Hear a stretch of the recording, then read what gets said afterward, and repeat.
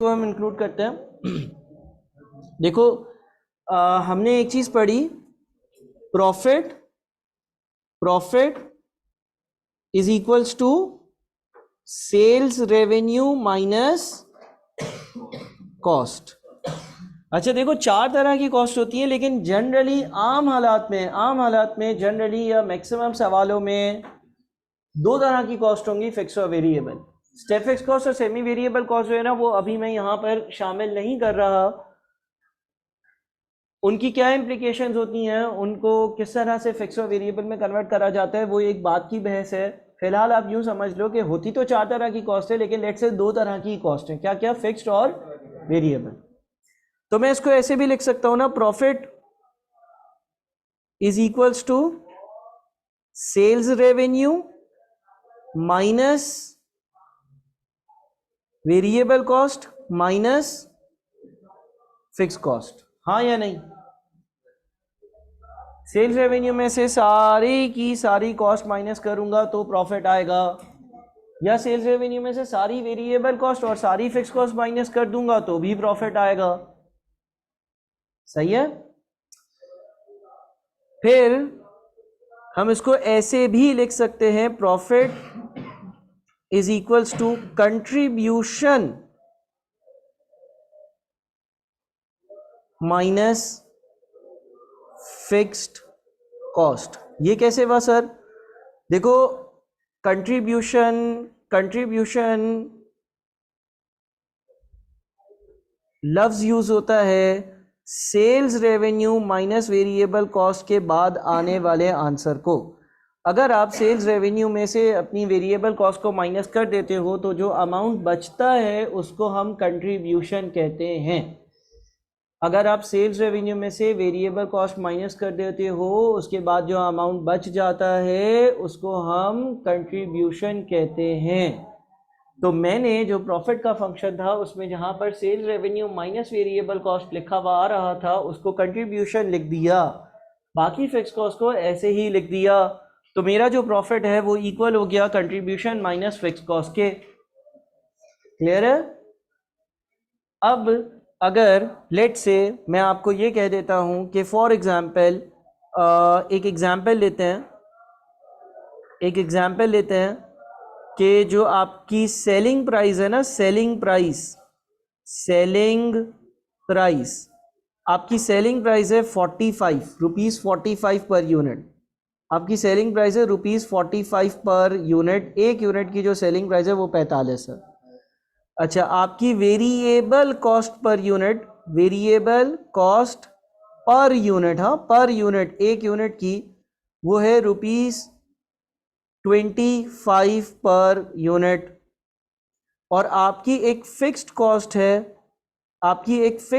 है, fix cost जो है उसका जो टोटल है ना वो है ₹80।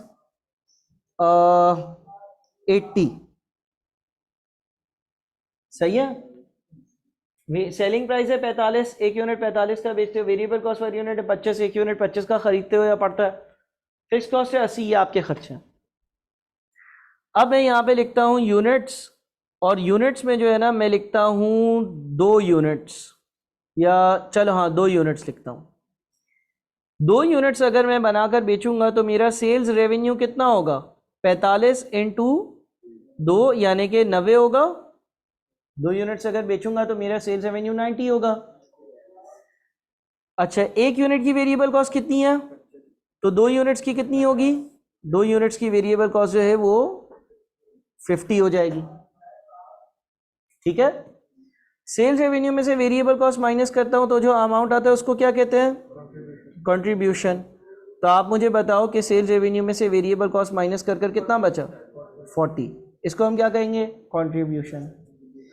इसमें से अगर मैं फिक्स कॉस्ट को माइनस कर दूं, फिक्स कॉस्ट कितनी है? 80। तो क्या आया आंसर?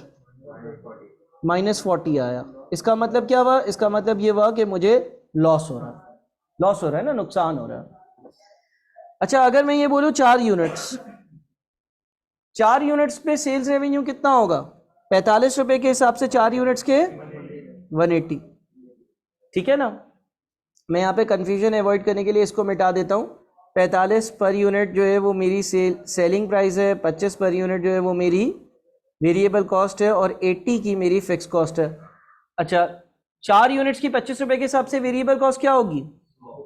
100। तो कंट्रीब्यूशन की वैल्यू क्या होगी? 80। फिक्स कॉस्ट कितनी है? 80। प्रॉफिट होगा या लॉस? कुछ भी नहीं। अच्छा, 6 यूनिट्स की बात करते हैं। 6 यूनिट्स पर सेल्स रेवेन्यू कितना होगा? 270। वेरिएबल कॉस्ट कितनी होगी? हाँ, 150। कंट्रीब्यूशन की वैल्यू कितनी होगी? 120। फिक्स कॉस्ट कितनी होगी? 80। क्या होगा? 40 का प्रॉफिट। ठीक है। देखो, अगर अगर जो है वो पहले केस की बात करें तो मुझे लॉस है। दूसरे केस की अगर हम बात करते हैं तो मुझे नो प्रॉफिट नो लॉस है, ना प्रॉफिट है ना लॉस है, और ऐसी सिचुएशन को हम ब्रेक इवन पॉइंट कहते हैं। और तीसरा वाला जो केस है इसमें मुझे 40 रुपए का प्रॉफिट हो रहा। ठीक है। अब आप ये चीज ऑब्जर्व करना कि नंबर 1, अगर कभी भी कंपनी के कंट्रीब्यूशन की अमाउंट, अगर कभी भी कंपनी की कंट्रीब्यूशन की amount less than fixed cost हो, अगर कंपनी की कंट्रीब्यूशन की अमाउंट फिक्स कॉस्ट की अमाउंट से कम हो तो कंपनी को लॉस होगा। नंबर 2, अगर कंपनी की कंट्रीब्यूशन वाली अमाउंट, अगर कंपनी की कंट्रीब्यूशन वाली अमाउंट फिक्स कॉस्ट की अमाउंट के बिल्कुल बराबर हो, एक ही जितनी हो, तो कंपनी को नो प्रॉफिट नो लॉस, ना नुकसान ना फायदा होगा, जिसको हम लोग ब्रेक इवन पॉइंट भी कहते हैं। नंबर 3, अगर कंपनी की जो कंट्रीब्यूशन की वैल्यू है, कंपनी की जो कंट्रीब्यूशन है वो ग्रेटर देन फिक्स कॉस्ट हो, यानी कि फिक्स कॉस्ट से ज़्यादा हो, अगर कंपनी की कंट्रीब्यूशन की वैल्यू जो है वो फिक्स कॉस्ट से ज़्यादा हो तो कंपनी को प्रॉफिट होगा। ठीक है। जो कि तीसरे केस में हो रहा है, 120 की कंट्रीब्यूशन है और 80 की फिक्स कॉस्ट है तो कंपनी को प्रॉफिट हो रहा।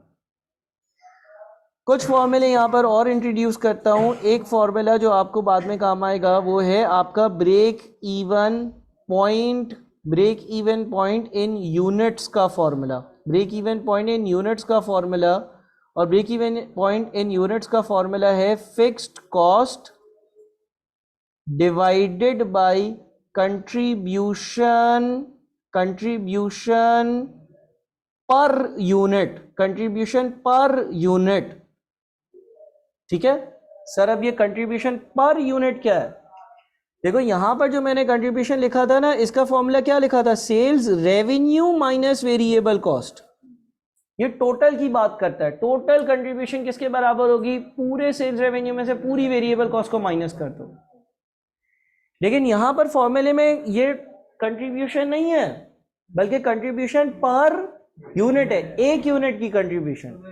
अब एक यूनिट की जो कंट्रीब्यूशन है वो कैसे कैलकुलेट होगी? कंट्रीब्यूशन, कंट्रीब्यूशन पर यूनिट, एक यूनिट की contribution is equals to selling price, selling price होती ही एक यूनिट की है, minus variable cost per unit. तो अगर आप कंट्रीब्यूशन पर यूनिट कैलकुलेट करते हो, देखो अब अगर आप break even point in units का जो मैंने फॉर्मूला दिया उसको अप्लाई करना सीखो, तो देखो कंट्रीब्यूशन पर यूनिट कैसे आएगा? कंट्रीब्यूशन पर यूनिट को मैं शॉर्ट में सीपीयू लिख दूंगा। कंट्रीब्यूशन पर यूनिट हमारे एग्जाम्पल में हमारे जो सेलिंग प्राइस है एक यूनिट की 45 है और वेरिएबल कॉस्ट पर यूनिट कितनी है? 25 है। तो कंट्रीब्यूशन पर यूनिट कितनी हुई? 20 हुई। और ब्रेक इवन का जो फॉर्मूला है, break even in point in units का, break even point in units का जो फॉर्मूला है वो break even point in units का क्या फॉर्मूला है? Fix cost. फिक्स कॉस्ट हमारी एग्जाम्पल में कितनी है? 80। कंट्रीब्यूशन पर यूनिट कितनी है? 20। कितना आया? 4 यूनिट। सर इसका मतलब क्या है? इसका मतलब ये है कि कंपनी जब 4 यूनिट्स बनाकर बेचेगी तो कंपनी को ना फायदा होगा ना नुकसान होगा। सही है। करो अब इसको कॉपी।